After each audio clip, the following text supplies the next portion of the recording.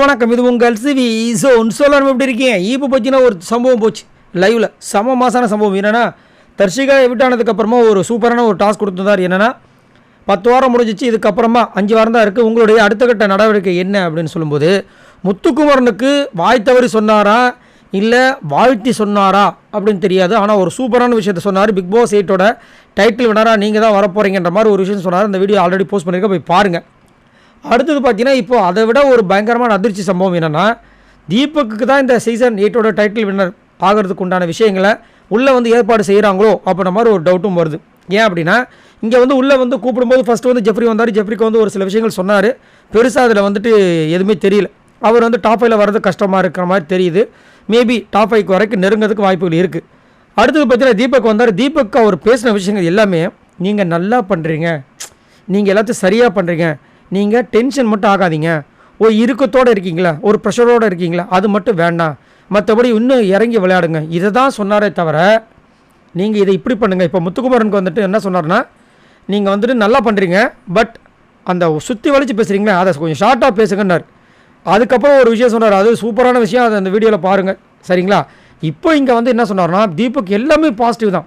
அதுவும் வந்துட்டு அருண்கிட்ட நீங்கள் எமோஷ்னலாக பேசும்போது எங்களுக்கு கஷ்டமாக இருந்துச்சு, அதனால் நீங்கள் அதெல்லாம் பண்ணாதீங்க, ரொம்ப ஃபீல் பண்ணாதீங்க, கேப்டனாக இருக்கும்போது ஒன்று பண்ணிங்களே அதே மாதிரி பண்ணுங்கள் அப்படின்னு ஒன்று தீபக் சொல்லிட்டார்.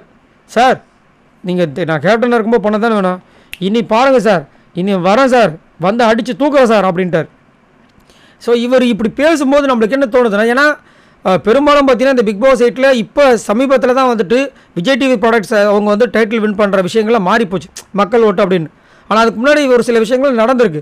அப்படின்னு இருக்கும்போது இது எப்படி நடக்கும், அது ஒரு டவுட்டுமே இருக்குது. அதே மாதிரி தீபக்கும் பார்த்தீங்கன்னா திடீர்னு வந்து விஸ்வரூபமாக எடுத்து ஒரு லாஸ்ட்டாக அந்த பாம் கொடுத்ததுக்கப்புறம் பார்த்தீங்கன்னா வேறு மாதிரி ஒரு வெறித்தனமான சம்பவத்தை கொடுத்துட்ருக்காரு.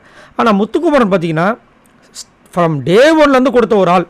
இந்த சீசன் 8 சக்ஸஸ் ஆனதுக்கு, அதாவது இது வரைக்கும் வந்ததுக்கு முக்கிய காரணமே, முக்கிய தூணே அவர் தான். அவர் மட்டும் இல்லாமல் போயிருந்தால் பாய்ஸ் vs கேர்ள்ஸில் ஒன்றுமே இல்லாமல் போயிருக்கும், வெறும் மண்ணு மாதிரி இருந்திருக்கும்.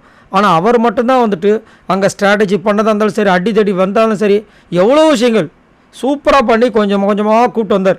அதுக்கப்புறம் வைல்ட் கார்டு என்ட்ரி வந்ததுக்கப்புறமா தான் நம்ம தீபக்கோட விஷயங்களே வெளியே வர ஆரம்பிச்சிது.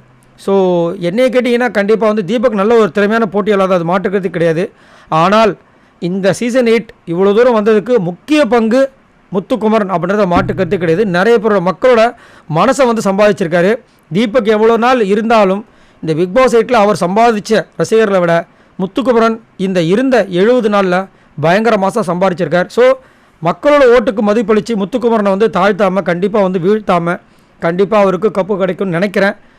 கப்பு கொடுத்தா நல்லாயிருக்கும். பட் இங்கே பேசுகிற விஷயங்களும் இது கொஞ்சம் வாரங்களாக பார்த்தீங்கன்னா தீபக் எதையுமே கேட்குறத தீபக்கை ஃபுல்லாக வாழ்த்துறாரு. அவர் மற்றவங்களுக்கு புரியாத விஷயங்களை தீபக் நீங்கள் சொல்லி புரிய வைங்க அப்படின்னு கொஞ்சம் ஒரு இடத்துல தூக்கி வைக்கும்போது கொஞ்சம் பதவதப்பாக இருக்குது. சரி, நீங்கள் உங்களோட கருத்தை சொல்லுங்கள், உங்களுக்கு என்ன தோணுது அப்படின்றத மறக்காமல் கமெண்ட்ஸ் பண்ணுங்கள். தீபக், முத்துக்குமரன் இதில் 2 பேரில் யார் டைட்டில் வினராக வரணும்னு நீங்கள் நினைக்கிறீங்க? மறக்காமல் கமெண்ட்ஸ் பண்ணுங்கள். பாய் நண்பர்களே.